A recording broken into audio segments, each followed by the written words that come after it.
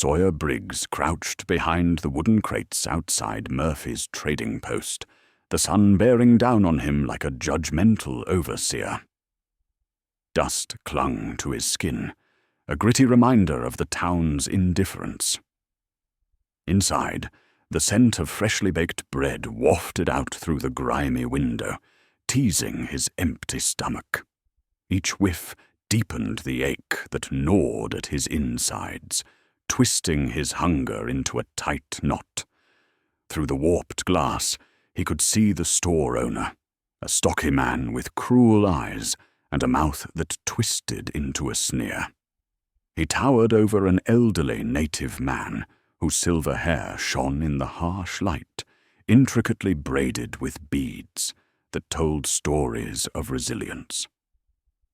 The elder stood tall, his weathered hands gripping a small leather pouch, eyes narrowed in quiet dignity. "You people have no business here," the store owner spat, his voice sharp as broken glass.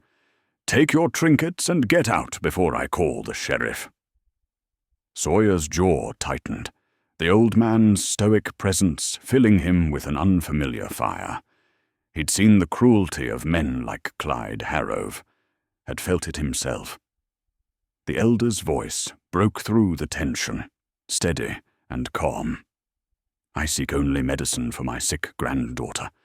My goods are worth much more than this." The store owner laughed, a dark, mocking sound that echoed in the dusty air. "Junk is junk, old man, worthless." With a swift motion, he snatched the pouch from the elder's grasp, dumping its contents onto the counter. Intricate beadwork scattered like fallen stars, each piece a testament to hours of labor. Sawyer's heart raced as Clyde's hired hands stepped into the store, flanking the elder like wolves eyeing their prey. One of them sneered, "You deaf old man! You need help understanding." The elder's composure cracked, a sharp intake of breath barely audible over the murmurs of the store. A heavy silence settled, thick with impending violence, and Sawyer pressed himself against the wall, his body trembling with fear and fury. But as Clyde's massive frame loomed over the elder, hand raised to strike, something inside him snapped like dry timber. The door burst open, rattling the glass as Sawyer stepped into the fray, his heart thundering in his chest. "Leave him alone!" he shouted, voice cutting through the stunned silence like a blade. The men turned, surprise mingling with amusement in their eyes. "Well, well, what do we have here?" Clyde sneered, taking in Sawyer's gaunt frame, hollow cheeks, and the desperate glint in his eyes. "A skinny street rat thinks he's a hero." "I said, leave him alone," Sawyer repeated, stronger this time. The elder's surprise met with a flicker of respect as he watched the boy stand his ground. Clyde chuckled, stepping closer, menace radiating from him like heat waves. "You want to be a hero, boy?" He leaned in, breath reeking of whiskey. "Let me show you what happens to heroes in my town." A fist swung toward Sawyer, but he ducked just in time, feeling the whoosh of air brush past. Clyde stumbled, rage boiling beneath the surface. "This isn't your fight," the elder warned, reaching for Sawyer's shoulder. But Sawyer shrugged off the touch, determination etched on his face. "No, sir. It is my fight. I know what it's like when nobody will help you." His voice trembled, yet held a strength that filled the room. Clyde's laughter turned to a sneer. "Boy, you're making a big mistake." "It doesn't matter who you are," Sawyer pressed, stepping forward. "What matters is what you're doing, and what you're doing is wrong." The tension thickened, and the room fell silent, the weight of his words hanging like a storm cloud. Clyde's face twisted in anger, nostrils flaring. You don't know who you're messing with." "No, but I know you," Sawyer replied, defiance coloring his tone. "You're just a coward, hiding behind your muscle." The elder stepped forward again, urging peace, but Clyde was past reason now. Sawyer's body trembled, yet he stood tall, not backing down. As Clyde reached for him, Sawyer met his gaze with unyielding calm. "Go ahead, hit me, but that won't change what you are." Clyde's fist trembled, a mix of rage and uncertainty passing through him. "You think you're better than me?" "Maybe," Sawyer said quietly. "But at least I can sleep at night." The room seemed to hold its breath as Clyde's expression shifted from anger to confusion, and then back to fury. A hired hand shifted nervously, murmuring about the crowd gathering outside. Clyde's face turned pale as whispers of the townsfolk began to seep through the walls, curiosity turning to concern. "Enough!" Clyde bellowed, swinging his fist, but it struck the elder's raised arm instead. The old man staggered back, pain flashing across his face, yet his dignity remained intact. "Your fight is with me, not with this young man," he said firmly. Sawyer felt a rush of relief and dread. Clyde's eyes narrowed, the previous bravado now laced with desperation. "What do you know about fighting?" he snarled, flexing his bruised knuckles. "This land has seen many who claimed to own it," the elder replied, unwavering. "You think you can bully us because you hold the power of money? You are mistaken." As the crowd outside swelled, faces pressing against the windows, the tension in the trading post reached a breaking point. Clyde grabbed the elder by his shirt collar, lifting him off the ground, rage turning his features a shade darker. "You think this is some fairy tale? Just words and dreams," his voice boomed, echoing through the wooden walls, stirring memories of distant thunder. Sawyer's heart raced, anger igniting a fire within him. The scent of dust and sweat filled the air, and he couldn't help but notice the cracked floorboards beneath their feet, each one a reminder of the burdens they all carried. "You're wrong," he shouted, stepping closer, forcing himself into the fray. "You don't own these people. You don't own this land. We're tired of your threats," the crowd outside murmured, voices blending into a growing tide of support. Sawyer could feel the weight of their eyes pressing against him, waiting for someone to lead them through the darkness. Clyde's grip tightened on the elder, but the old man met Sawyer's gaze, a flicker of hope igniting in his eyes. "Let him go," Sawyer demanded, his voice rising above the noise, tinged with desperation and resolve. The street outside had become a living thing, vibrant with the spirit of the townsfolk as they gathered like storm clouds ready to burst. Clyde hesitated, glancing toward the growing throng outside. "You think they'll help you? They're just a bunch of sheep," he spat, his bravado faltering under the weight of their collective gaze. Yet Sawyer could see the cracks in his armor, the uncertainty creeping into his bravado. "They're not sheep, they're people," Sawyer shot back, his own voice steadying as adrenaline surged through him. "And we're not afraid of you anymore." The elder, still pinned, but now emboldened by Sawyer's courage, managed to free one arm and placed a weathered hand on Clyde's wrist. "You've made your mark, Clyde, but every tyrant meets his end. Today is no different." Clyde's face twisted in anger, panic simmering just beneath the surface. He jerked backward, releasing the elder who fell unsteadily to his feet.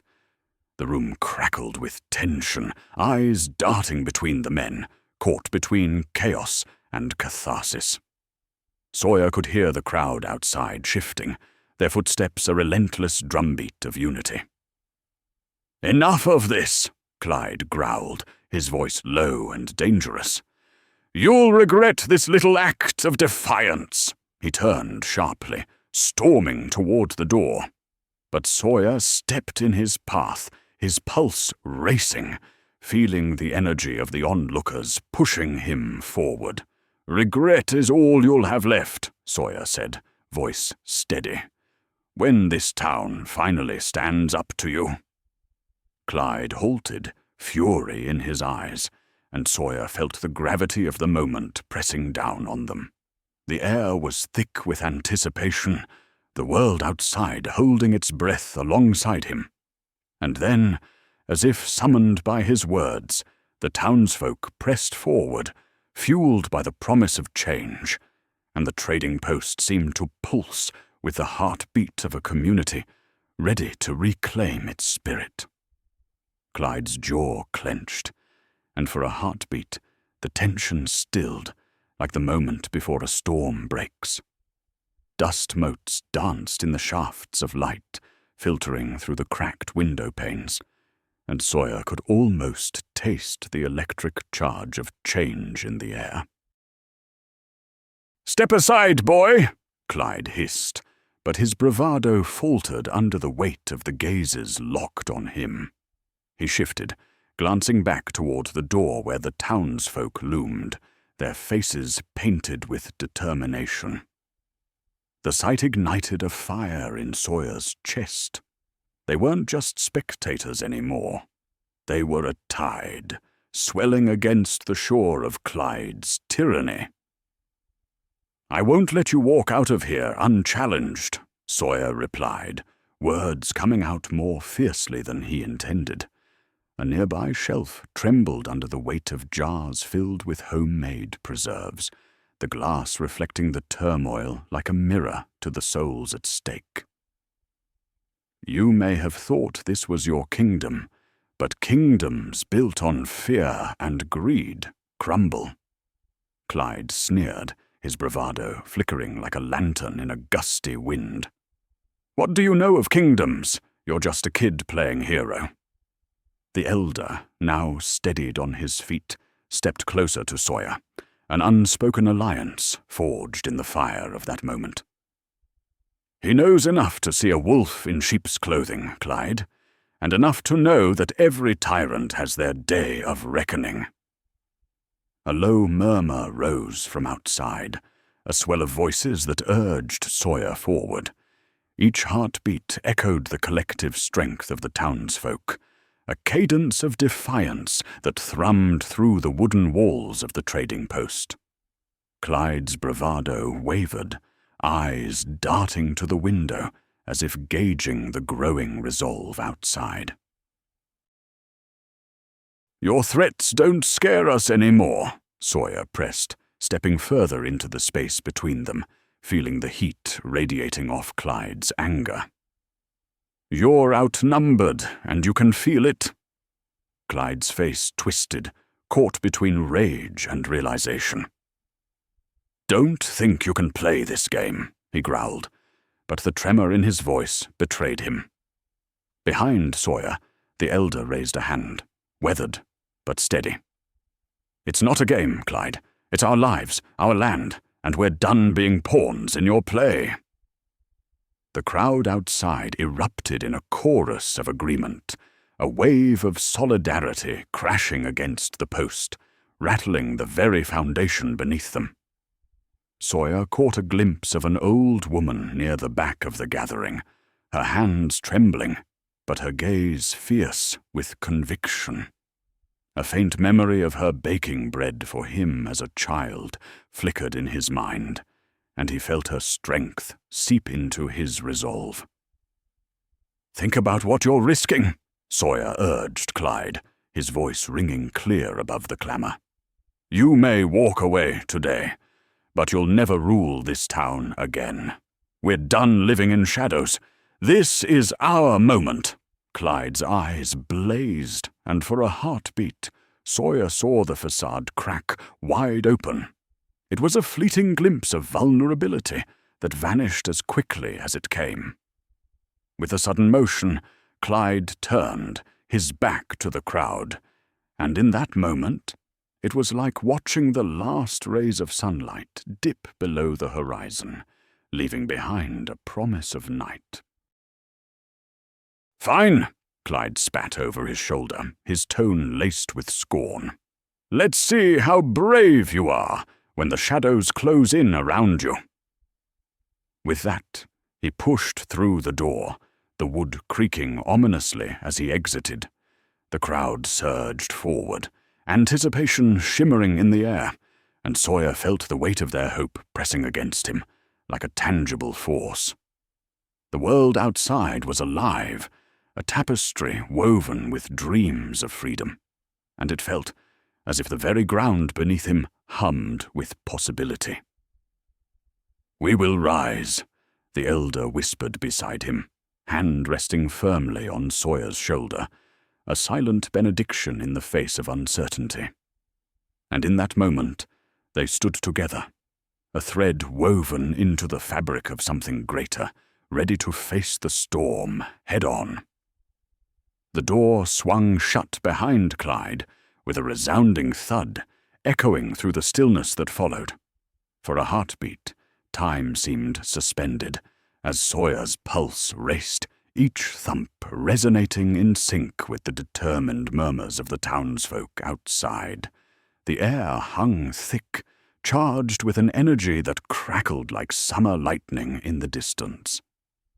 Outside, the sun cast long shadows across the dusty main street, where figures stood shoulder to shoulder, their faces illuminated by a fierce resolve. An old wagon creaked nearby, its paint peeling, yet the spirit of the townsfolk shone brighter than any vibrant hue. Sawyer could almost hear its memories, children racing around it, laughter ringing out, echoes of a time when fear hadn't held them captive. "Now's not the time to back down," he said, turning to the elder, searching for confirmation in the man's weathered features.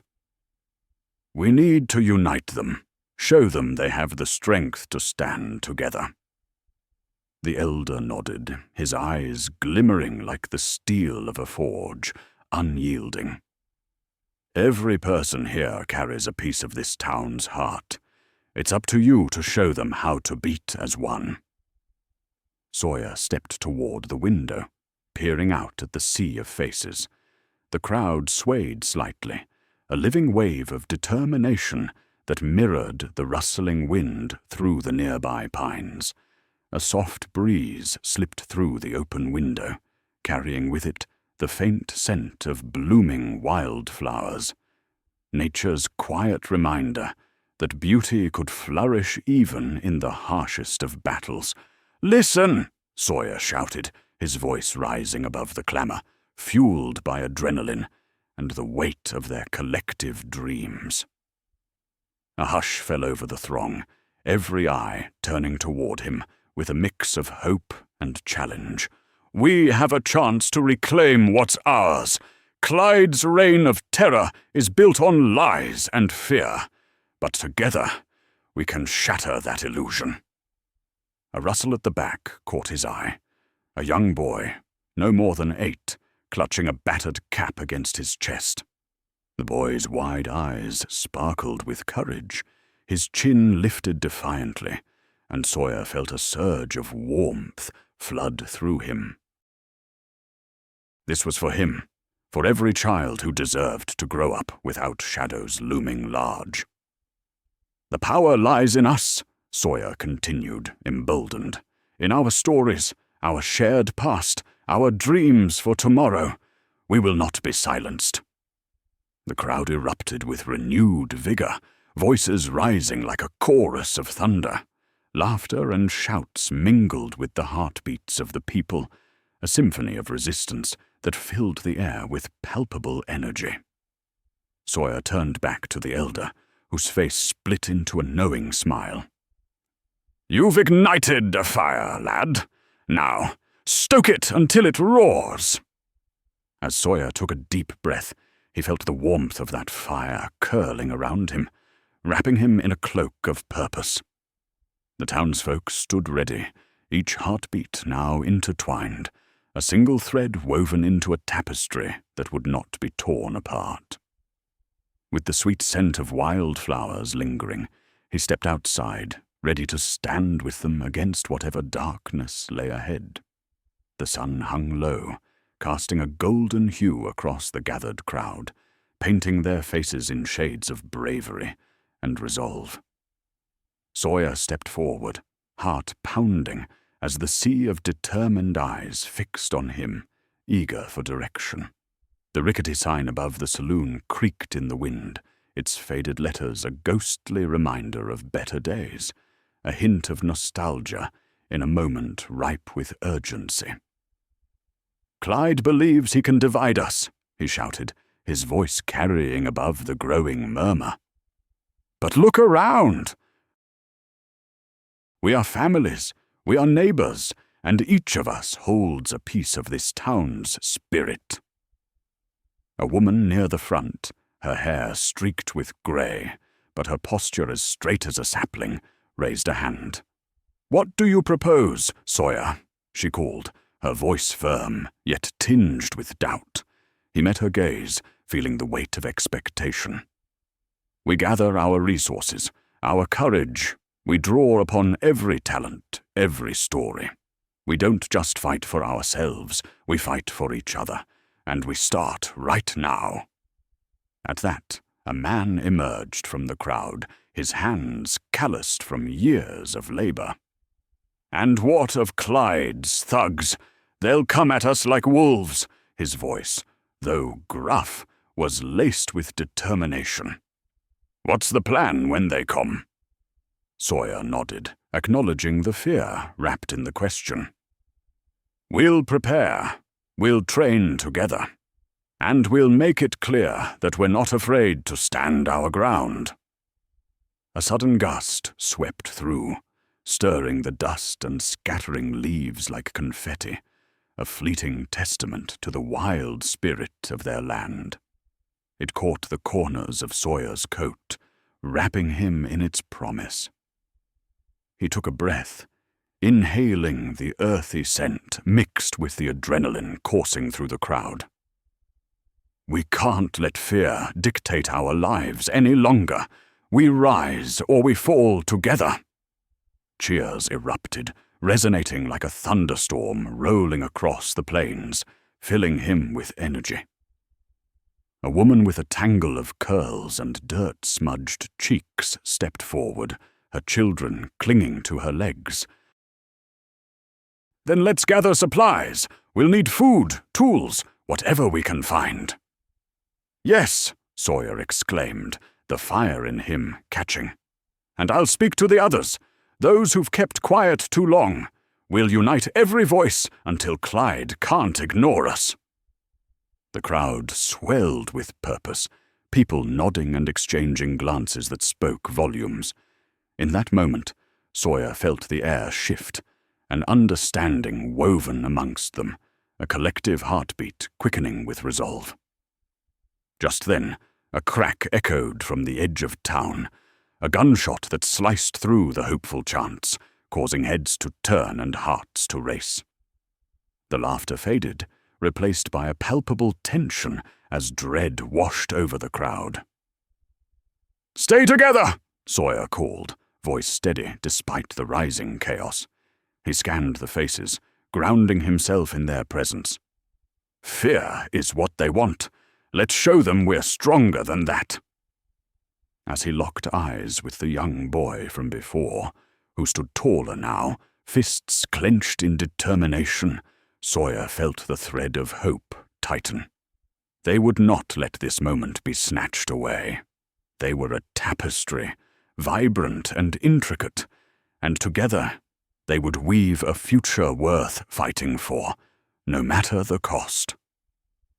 The air crackled, thick with uncertainty, as the sound of booted feet approached, a steady march that echoed ominously against the cobblestones. Sawyer's breath quickened. He could feel the pulse of adrenaline racing through him, each thud mirroring the rhythm of their collective heartbeat. The townsfolk huddled closer, forming a human barricade, shoulders brushing against one another, an unspoken promise of solidarity that surged like wildfire. A child's tiny hand slipped into Sawyer's, and he glanced down to see the wide eyes filled with both fear and a flicker of bravery. "We're not afraid," the boy whispered, words trembling but resolute, embodying the spirit Sawyer had sought to ignite.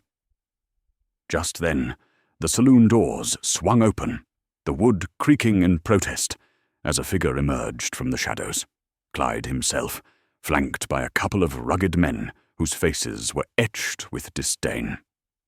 Dust swirled around them, swirling like ghosts of the past, and Sawyer felt the collective tension in the air coil tighter.